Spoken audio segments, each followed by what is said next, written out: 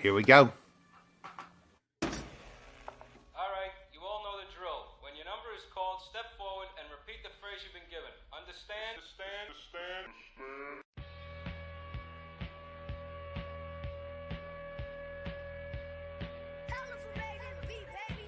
No, we gon' slide. Give me one reason.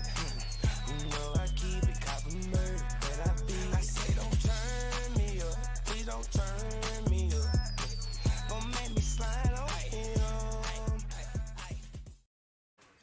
What's going on, guys? Welcome in. We are here, a little impromptu session here. A couple of the usual suspects hanging out with me tonight, kicking it with our guy, you all know, Dynasty Dude here. That's Brother Matt there. And joining us tonight is also Randall, FF Terminator.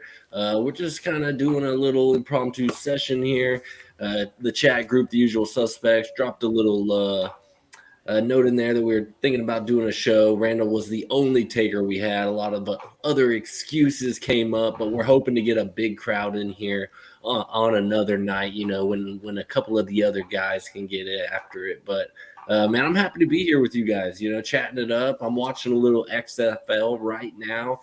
Between that and NBA, I'm enjoying my sports, even though it is outside the NFL regular season. Yeah, man, what's up, dude? It's great to see both of you guys. Like Dan said, this Usual Suspects, that's a league that our homie, the Fantasy Moose, started up. What, are we in our 5th season maybe right now? Something like that. Yeah, 4th or 5th for sure. Season. This probably will be the 5th, I think.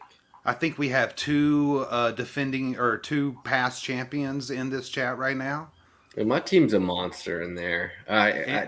2 years ago, I broke it. But you are not one of the past champions. Let's just get that straight. All right. Yeah, your team's a monster, but I mean, that's two of us got trophies and you don't. Yeah, all right, that's fair. I'll, hat tip to both you gentlemen. But I'll just let you know right now. I mean, it's coming home this year. I can feel it. I look at my team. It's like looking in the mirror. I just see that divine, just that aura about it, and I'm just like, oh yeah, all the way. So anyway, that's how this little pod got thrown together. It was a league that we had, and that turned into a Twitter chat group that's been going on for however long the league's been going on, and it's just 11 or 12 of just the greatest friends that I have on Twitter right now, and you two are absolutely top 2 for me. Good to see y'all. Well, for me, I'm real happy to be here, and you guys started out as strangers on the internet, and it turned into, like you said, Matt, like 11 of the guys I talk to the most every day. Like we talk to each other every single day. And I may be a past champion of that league, but that is by far my worst dynasty team at the moment. I think I went all in to win the first year, and I am definitely paying for it because that team is awful. But it was something Dan and I was chatting up about before we got live here. Some leagues that you're in, you're not really sure about the lifespan of that league, so you got to play it a little different. If you're doing like Dan was talking about 20-25 picks, there's only a handful of leagues that you're willing to fugs with some 20-25s right now because you don't know what's going to happen in that league over the next 2 years. Well, I think all of us have been in the dynasty realm long enough to know that there's leagues that last and there's leagues that don't. It seems like we are all in enough leagues that we have at least a few leagues fold just about every year, whether it's, starting out, you get into a bunch of free leagues, and you enjoy the rush, and then all of a sudden, you're looking at half my leagues are free, half my leagues are paid. And I have too many to manage here. It's time to cut bait on some of these free leagues, and that's something that I did after getting into a ton with both of you guys as well. But I tried to get away from any and all free leagues, and I still have a ton of leagues right now but I think I'm down to like 17, 16 leagues, something like that. And that's respectable, but most, if not all of them paid, if not maybe an exception or two, just based on guys that, maybe I don't talk to on Twitter every day, but I still enjoy having a relationship with certain people. And if being in a league is ways that I can keep in touch with some of these friends, that I don't mind doing that. Yeah, man, I'm right there with you, Dan. I'm in about 17 leagues now. It was about 40 at one time, and they're all paid leagues. Like I do not have time for free leagues any longer. It's just on. I'll tell you the worst part about being in 40 leagues is waiver day. Brutal. It Brutal. it is brutal, man, because you have to go set waivers for every one of those teams, and there's 3 or 4 guys you're trying to pick up, and there are sometimes, man, where you're just like you don't even make claims in some of the free leagues because it's like you just don't have time to set them. Well, it's like when we all first started probably getting into fantasy football, when we're setting waivers, I mean, we're figuring out what our opponents need and what their budget is and how much you think they're willing to spend. That's how we all got into this, being that interested in a league. But once you get to that much volume, I mean, you're more or less just kind of quickly weighing your personal budget and going from there, shooting from the hip, and then going on to the next league. You don't really have time to sit here and see how much fab everybody else in the league's holding on to. Do they need a running back? Are they going to spend, like all that kind of goes out the window once you're sitting in 20 plus dynasty leagues. For real. Yeah, I'm ashamed to admit. Go ahead. Go ahead, Matt. No, please, brother. No, I'm ashamed to admit this because I think I'm a pretty good player, but I can't tell you when I was in 40 leagues, I can't tell you the number of times waiver claims got put in some leagues, and I would look the next day and be like, I didn't even know that guy was on waivers. Right. Absolutely. Like, what the hell? Why was he even on waivers? So yeah, it just gets to a point where it's too much, and it's not fair to your league mates. There are guys in those leagues that you're not taking seriously that are taking it serious, and it's just not fair. So Yep. I'm glad you said that's a good point because I dropped out of a lot of leagues this year, and that was one of my thoughts behind it is I'm not doing this team justice. I'm not doing the league justice. yeah, and when it gets to that point, it's just time to cut bait. I've got one league that, man, I think we're probably at like 650 trades or something like that in the lifespan of this league. It is just everyday hardcore, people going at it. It's like the one league I want to win, and at times it feels like all my other leagues are just like almost like B leagues compared to like that A league, and that was one of the reasons I dropped a lot of my leagues this year, just trying to make all of them important. You know what I mean? Mm-hmm. Yeah, and I mean, league activity can just go so far. Just having even a little bit of chat in the sleeper chat group and having some trades, guys still putting guys on the block. I mean, I have some leagues that have been completely dormant since it's finished, and then I've had some leagues that have been just popping every day almost. I'll go ahead and shout out the Shark Tank League that I'm in. That's one of Chalk leagues there. And, I mean, we had, I think it was 18 trades in a week, 15 of them coming over the weekend in a 3-day span there. It was pretty wild. I was a part of 5 of them, got a few done there.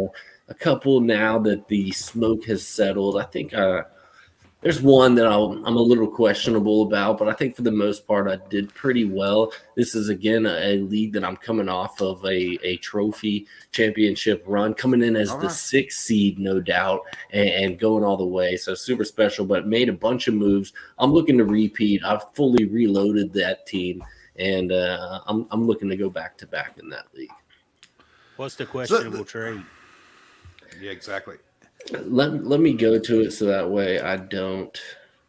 I believe it was Amon-Ra St. Yes, Brown. it was the St. Brown trade. Damn, I don't know how to do it on fucking desktop.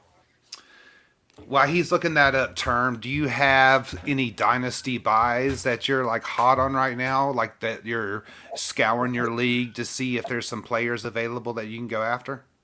I bought a lot of Rashad Bateman, who I Ooh. still believe in. Nice.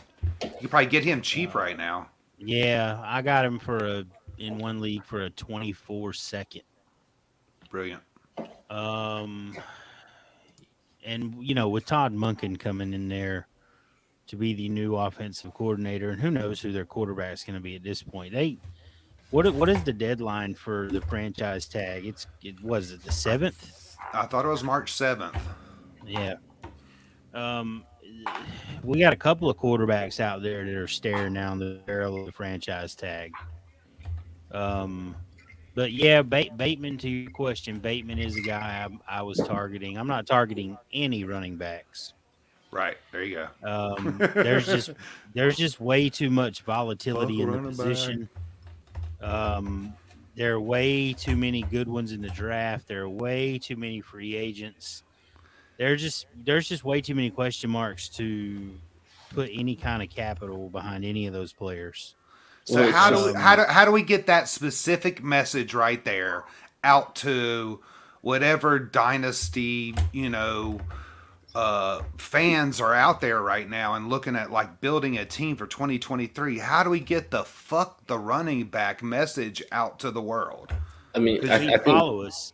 I got a running back shot across the bow here. Do not draft Bijan Robin. Did I pronounce it right? No. I don't Do know. not draft it's Bijan. him, Bijan. Do not draft him number 1 in your super flex leagues. Don't do it. Nope. Trade that pick. Let me tell you something. The more keep it and draft Bryce Young. The more Anthony I Richardson. watch this draft class, the more sour I become on most of the position players going in the first round. I don't see much of a difference between those guys and the guys going in the second round. Nope.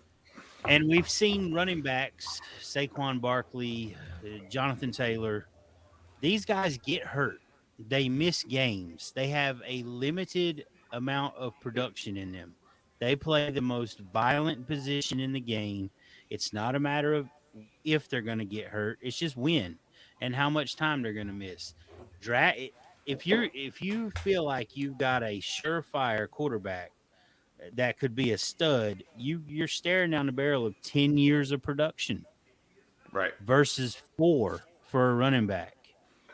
And they're not getting their 5th-year option picked up. And they're looking at a new team like Saquon Barkley is right now. Like Jonathan Taylor will be. I know that the kid is talented. I'm not drafting him with my first pick. Oh, I remember when Josh Jacobs came out. I got him in the 5th. I got like 105 or something like that in one of my favorite leagues. I was all stoked, and he didn't do shit for what, 3 years? 4th year, he finally pops off and has this like awesome year that you've been imagining he possibly could have, and then he'd already been traded 4 times in that league by that point in time. Yeah, well, they didn't pick his 5th-year option up. Right. So he had to go out there and put something on tape so someone would pay him. Yeah. Which, by the way, sell Josh Jacobs for a wide receiver. My dynasty build right now, I'm going all in on this 0 running back in dynasty leagues. I know it sounds crazy, but I'm going to try to stream the position. I have sold every single asset of running back I can sell, and I'm picking up guys like the backup in Pittsburgh, or just guys that I think could possibly have 1 good week or 2 good weeks that don't cost me anything to grab them. That's fine. I have no problem with that strategy in Dynasty, and you can ride that and continue to gather assets, whether it be at the wide receiver, the tight end, quarterback position, or what have you. And then when you're ready, because you've avoided all that capital there, dumping into the running back position, which we've already mentioned can plummet in value. even. I mean, look at Cam Akers. I mean, his rise to the top and then how quickly the bottom fell out. And now where is he? He's floating in the middle. I mean, it's just one example of a young, talented running back, even going into a good system that we quickly can see how quickly the rug can be pulled from underneath his feet from a value perspective.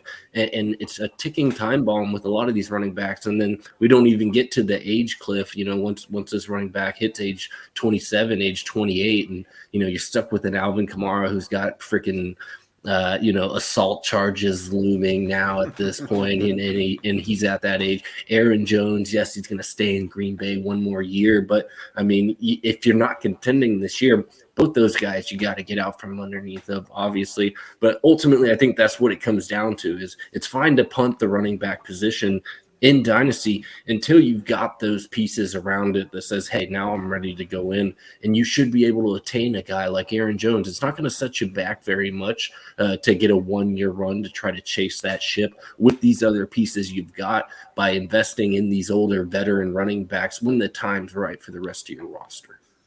And that's a great point, Dan. And like when the time is right is going to be when you're getting close to the playoffs, getting close to the trade deadlines in your league, and these crappy teams are starting to want to offload some veterans. Then you can like build up for your playoff run, once you have a little bit better idea what the running back situation's like, even like a Jerick McKinnon or something like that. Somebody's offloaded and now you got him for your playoff run. So, yeah. Fuck a running back. You must have read my mind. I almost said Jerick McKinnon a while ago. I've always been a draft talent in dynasty leagues kind of guy. I'm never drafting for need. You trade for need. Draft talent. Because you can never have too much of it. And you can never have too many quarterbacks in a super flex league. You just can't. Now, Randall, is this a newer strategy for you? I've heard you talk about this a lot in our private chat over the past 6 months or so. Do you feel like this is something that you're coming to like terms with now? The quarterback, the way I view the quarterbacks in the Superflex leagues is new. There was a time where I didn't value them quite as much, but now that I've played in so many Superflex leagues, right? The thing about elite quarterback production is you either have it or you don't, and if you don't, it's almost impossible to get. You can't trade for it. There are a couple guys I just feel like you have to overpay for, and that's elite quarterbacks and Travis Kelce, because their production cannot be matched. There you go, man. There you go. That's another great piece of advice that we need to get out to the world that's looking to build a dynasty roster. Get Travis Kelce on your team. Even if you're even if you're like, oh, he's only got 1 or 2 more years, who cares? Get Travis Kelce on your team. He's as cheap as he'll ever be. All right, I've got these the trades pulled up. We'll start with that questionable one. All right, Term. Okay. I sent Amon-Ra St. Brown and Greg Dortch for Hopkins and Jay Will from Detroit. Jameson. So you downgraded from Amon-Ra to Williams by giving up Hopkins for Dortch. By getting Hopkins for Dortch, correct. Right. Getting. And again, this is a team that I am looking to go back to back.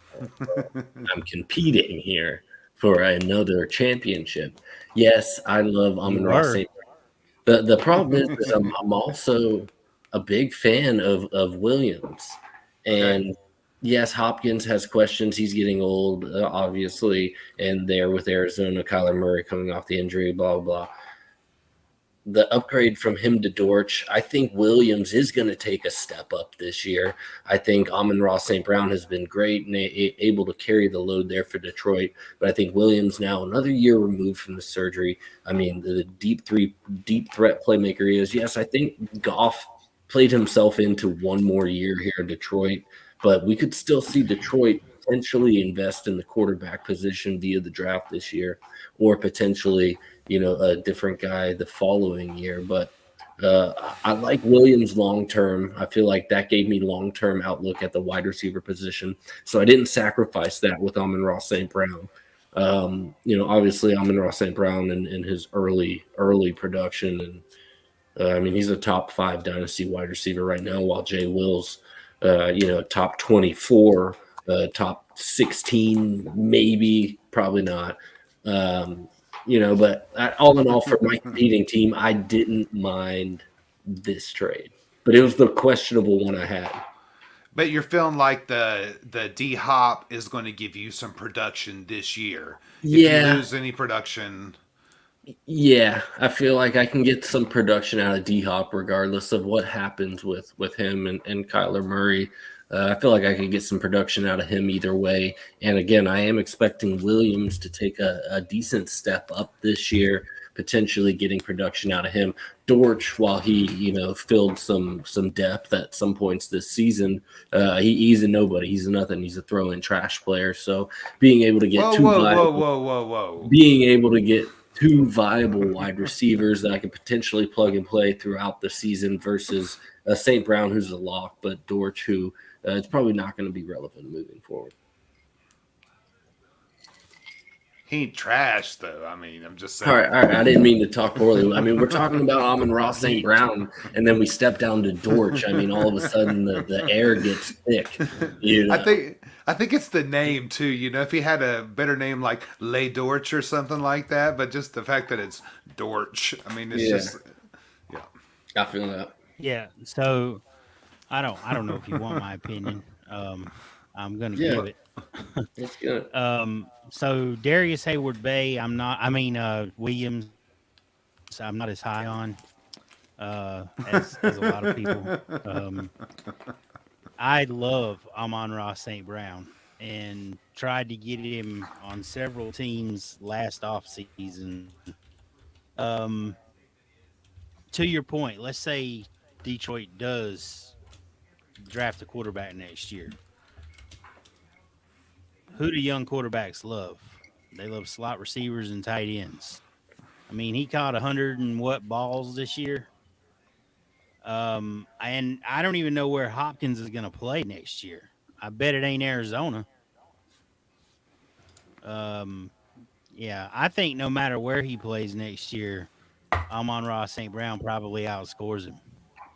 And this is a team that I also have Stephon Diggs, Tyreek Hill, Jerry Jeudy.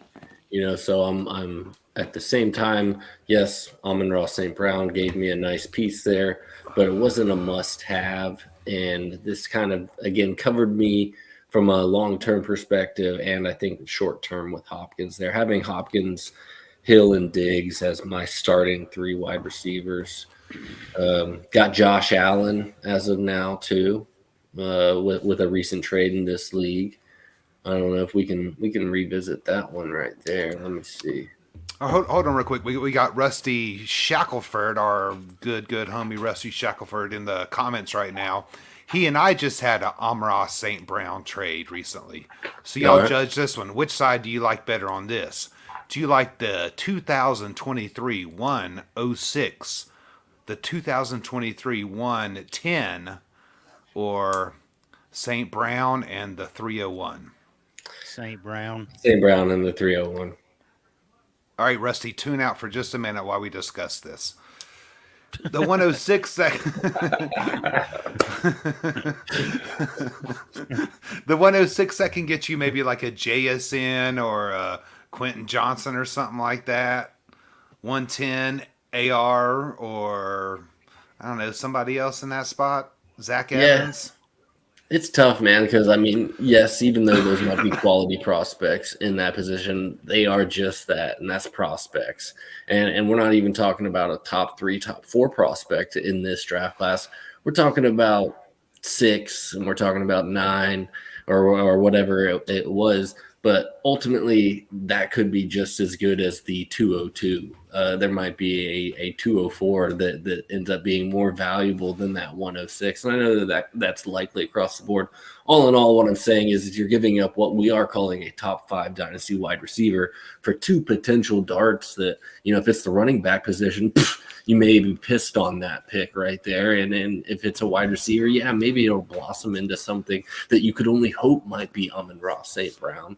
But all in all, I think the value is there with Amon-Ra St. Brown, just given what he can fetch at this given point in time.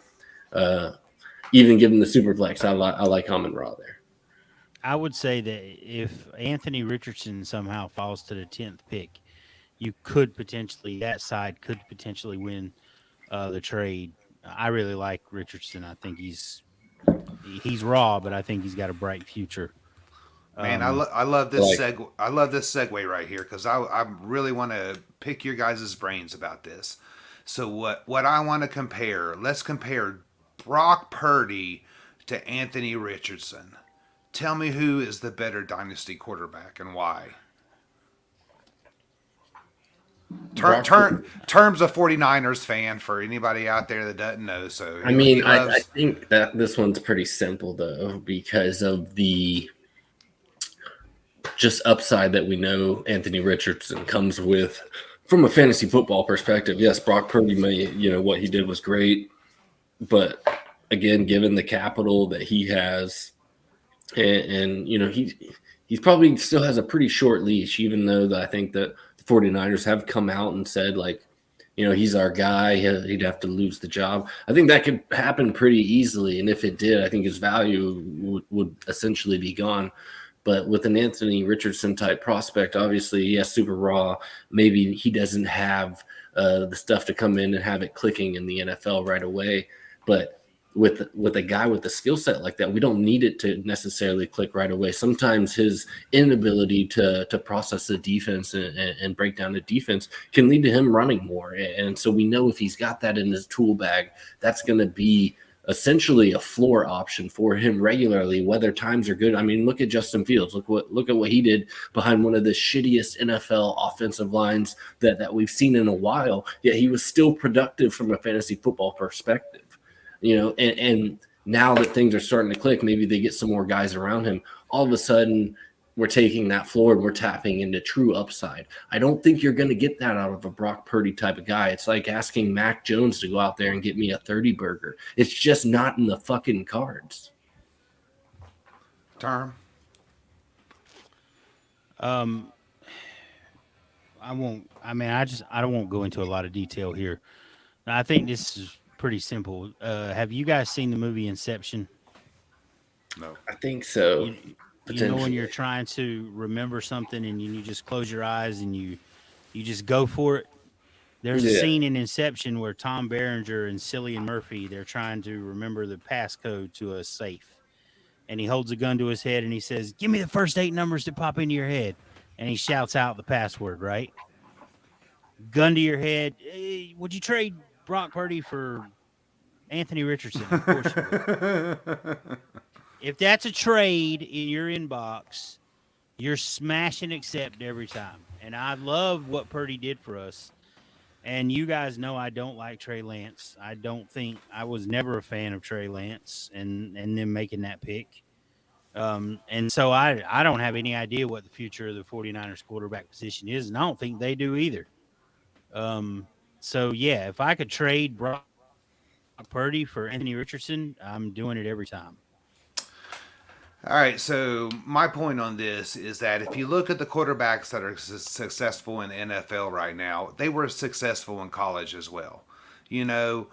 People called Lamar Jackson a project or whatever, but he wasn't. He won the Heisman Trophy. He excelled in college. Richardson has not. He hasn't really shown us a whole lot. I get it. He's a beast. But Purdy played well when he was in college, and I think that you have to be able to process what's going on out on that field. I think the people that are successful quarterbacks in the NFL right now are the ones that are making the correct decisions in milliseconds when that snap is happening, pre-snap, whatever. All of that processing right there, I think that is what is winning, for the most part in NFL right now. I think and Richardson didn't show that in college from what I've seen, and I am not a scout by any means, just from the, what I've been seeing. So to your point, I agree with you to an extent.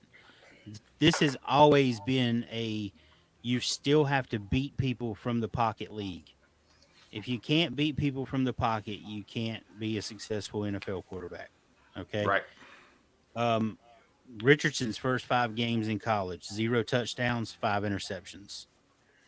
All right. His next, 6 or 7 games, 17 touchdowns, 4 interceptions. All right. He hasn't played very much. Okay. So he's super raw, and he reminds me a lot of, physically, he reminds me of Cam Newton. The way they play, not so much. But if you go watch Matt Waldman's breakdown of Anthony Richardson, all the tools are there. Like he's raw, but all the tools are there. And I think ultimately he can beat people from the pocket. Cool. Because he's got a cannon for an arm, and he looked really good today at the combine. Right on with it. That's just definitely something I've been thinking about when I'm looking at like what quarterback I'm looking to buy.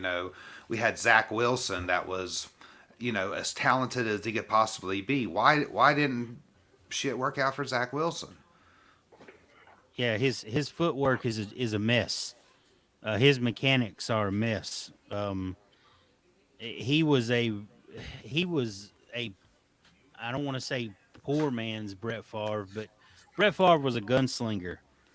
But he was also a really good quarterback. Zach Wilson was straight gunslinger, man.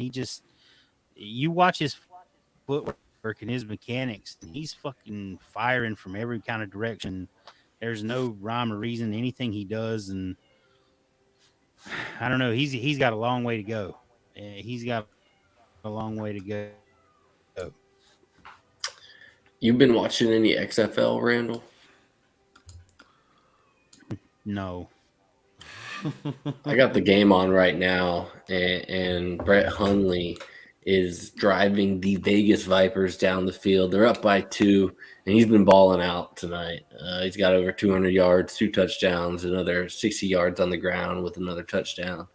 So it's been kind of fun to watch some of these guys that we are a little bit more familiar with. He's squaring off against Danucci, who you're probably familiar with via the Dallas Cowboys backup. So it's been a pretty good game right now. I've been watching it as we're sitting here. But been playing a little bit of XFL DFS. The guys over there at Fantasy Points have been putting out a ton of free content. So I've just been kind of reading that and going off of it. And it's been pretty good so far this year. So you guys can definitely check that out over there at fantasypoints.com. Very good. Shameless plug. Fucking brand it really man. was. Fucking brand man coming in. So, man, I want to talk a little bit about what's going on in you guys' life, but I had a hell of a day on Friday. Yeah. I quit my job.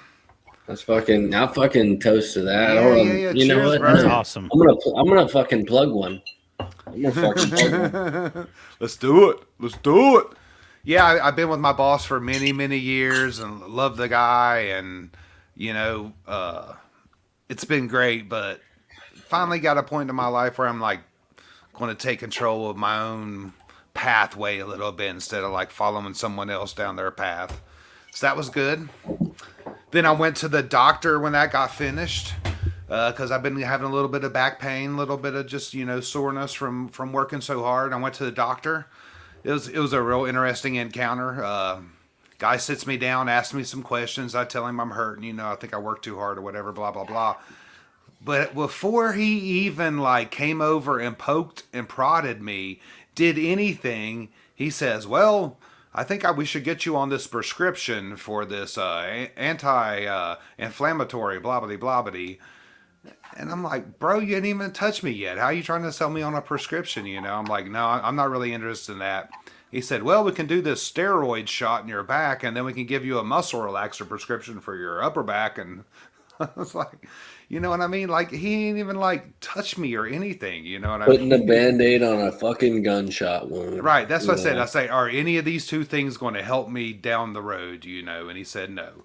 And then he's like, all right, what else I got? He said, well, we could take an X-ray of your back and then see what's going on in there, and then like possibly getting you in some physical therapy. And I was like, yes, yeah, that sounds like a good idea. Like as a doctor, wouldn't you want to take a look at what's going on, and then let's move forward with that, like with some all natural remedies here. Doctors are terrible, man. I mean, it's hard. I need somebody to bitch about it. I've tried to bitch about it to my in-laws and my mom and all of them. They're like, "What? I'm on 17 prescriptions. This is, what are you talking about? Big pharma?" Yeah, fuck those guys. Yeah, that's crazy. Well, I came pretty close to dying this year, which sucked. But other than that, everything's great. Well, yeah, that's never fucking good. Well, you're better So- than Dan. His old lady's in Colorado with some guy named Paul right now. That's not true. That's not true. I hope it's Paul McCartney. That's the only way it Rusty would said be it was acceptable. Paul Rudd. I went to the hospital one night and with back pain, as a matter of fact, Matt, and they sent me home with a damn muscle relaxer, and then I got worse, and I ended up. I was slipping into diabetic ketoacidosis because my blood sugar was so high, and but yeah, I'm good now. You feeling better? Yeah, I feel great. I've lost about 4. I'm off sodas, sugar, and just trying to live a little healthier. Hell yeah, man. That's what we got to do. I'm trying to do the same thing. My wife's trying to do the same thing. She's got a few ailments that she's been battling, just like gut health issues, and Dr. Paul will take care of her. yeah. But yeah, it sucks, man.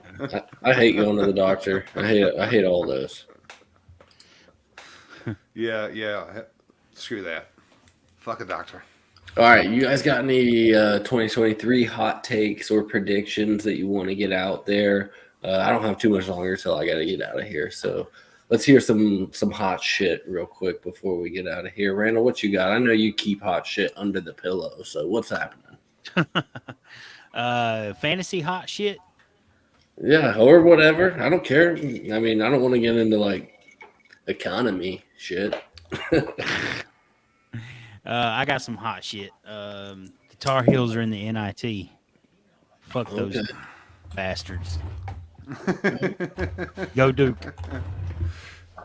Fucking Duke, man. Yeah, I haven't been watching much college basketball. I've been sticking more towards the NBA lately, but I'm excited for the tournament coming up. Always a fun time of year, a little March Madness in the air, just kind of that Cinderella story that we're all looking for. Who's it going to be this year? Man, if you really like the tournament, the first 2 days this year are probably going to be wild.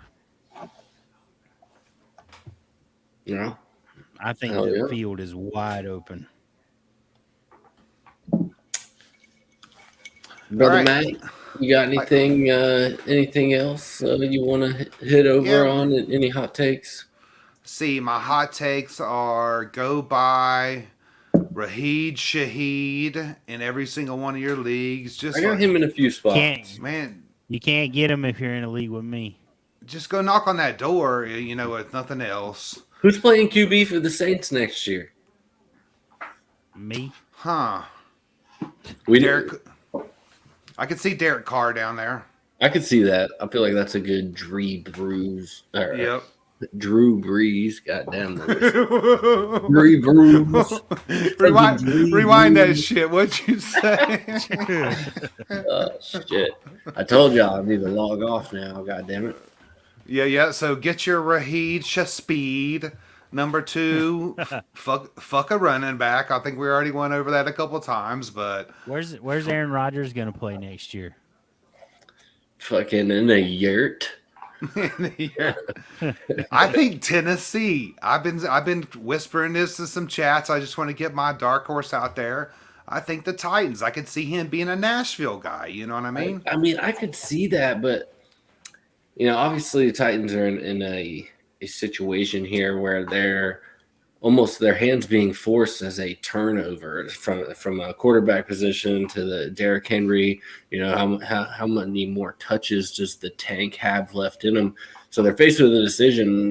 They were kind of trying to push all in, but then they got rid of AJB because they couldn't pay him. Tried to buy a replacement there in the first round that obviously didn't work out. Is going to continue to not work out. Can Burks potentially bloom into something more than what we saw his rookie year? Yes, but the moment they got rid of AJB, I mean, all bets were off on the Titans.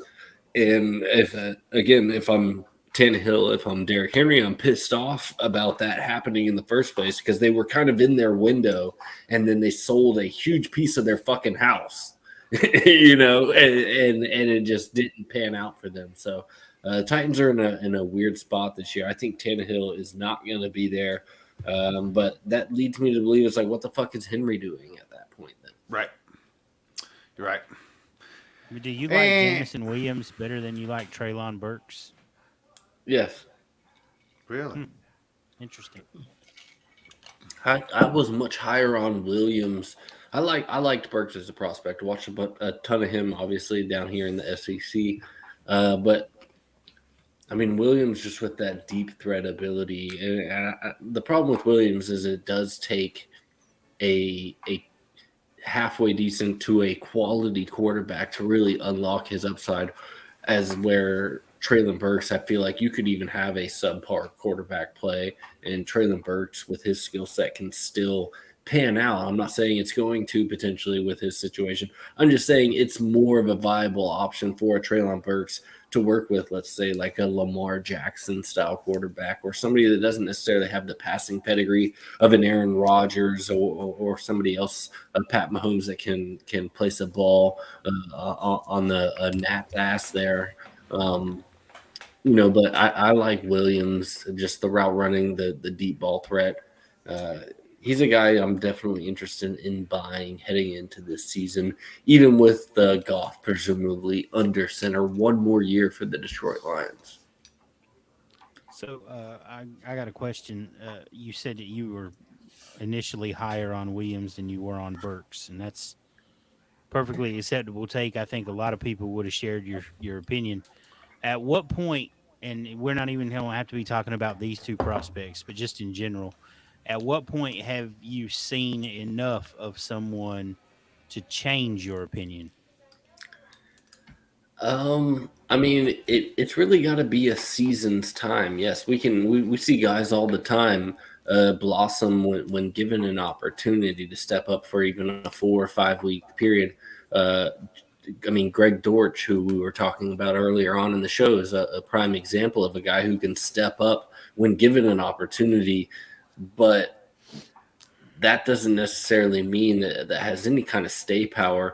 I think we need to see it through a season, and only then taking what we've seen, weighing it in with potential opportunity moving forward for that said player in that certain position. So, I mean, I need to see more before I'm willing to pull the chips in on either of those two guys.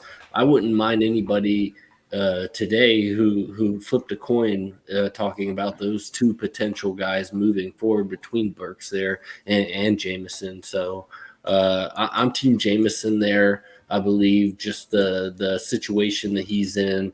Yes, Amon-Ra St. Brown there. Yes, Burks. That room's wide open. The whole fucking Titans roster is wide open, and that can be a problem for a guy that's trying to find his way. We see this happen a lot of times with guys, and it goes back to the importance of being put into a good position to succeed as a rookie. You can have all the hype in the world coming out of college through the combine, but if you're put into a shitty situation and don't expect these guys to be throwing the whole fucking team on their back and carrying them and being productive. No, sometimes you just get put into a shitty situation, and the first 4, maybe even 5 years of your career don't look like what they could have looked like had you fallen into a better team, had you paired up with a better coach, had you been in a better scheme. Your whole career could have looked different. I can't underestimate the importance of a guy falling into a good system, into a good spot, and how much more beneficial that can be for the longevity of his career, for the immediate impact, the immediate rise of his value in Dynasty. All those things go into effect. So in the moment that the draft goes down and we can get even a piece of that puzzle, like, is this guy put into a position to succeed? Does this franchise have a track record of putting guys into a position to be successful, to be successful not only here, but potentially if they move on from here? Have they developed these guys? Do they develop these guys? All that shit's important, and it can all make or break some of these prospects coming into the league. You're really opening up just about 3 or 4 more episodes of conversation here. Like, I'm hearing, you discuss how long do you hold on to a rookie. I'm hearing you discuss draft location versus, or talent versus situation, and yeah. And even I'm hearing you say that we should redraft the 2023 or 2022 class at some point in time. Because the guys that you're talking about, like JMO versus Burks, do you like them over Olave? Well, what a great way to compare and contrast what 1 year can do for a guy's value in the NFL. Because that first year for a rookie, I mean, that's uber important for these rookies. If you don't have production year 1, your chances of having production year 2 have plummeted drastically, right? So that first year for these rookies, super important for us to look at. So at the end of the year, if you can do that, take another rookie draft, go back and redraft it and see these guys that you were able, even a Jahan Dotson who was potentially going, late first, early second in most cases. Yes, his value has kind of, maintained, but we've seen a couple of these guys. Treylon Burks, I don't know that he's necessarily valued more than a Jahan Dotson. That's what I'm saying. All right, so I bet let's have another episode here soon. We'll get as many of the suspects together we can. Let's redraft that 2022 class. By the way, that's a guy who I think is that dude. Dotson. Yeah. I know, because you and Moose been talking about him, and then Moose comes to me on some trade offers and throws me like Njoku and the 211 for Dotson. Doug. I know he's telling me, he's but like, me and Term think Dotson's that guy, and then he comes to me and he's like, whoa, but here's my pocket lint. In Doug's defense, that's a 2.0 tight end premium league, correct? Yeah. In the Njoku, right. Yeah. So it's not a terrible offer, but Dotson's that guy. He's him. That's what the kids say, right? Tim. He's him. He said Tim. Yeah. No, he's him. Yeah. All right, fellas, let's close it out here tonight. I got to take care of a couple things here before you go do your thing. You go do your thing. All right, y'all. Thank you, Dan. Appreciate you guys joining me tonight, man. It was fun to chat it up with you two gentlemen, and maybe we can do it again here in the next couple of weeks sometime. Yeah, for sure. Maybe we get a couple more guys on here. The usual suspects. Stand up. Let's go. Get your shit together. Let's go. All right. Let's do it. Much love, guys. All right. I'm going to play it out with some country roads here. Ooh. Later, guys. Polly fucking jumping in the chat like a fucking late chodemonger. Come on, bro. We was here an hour ago. Forgot about it. You have to watch the replay.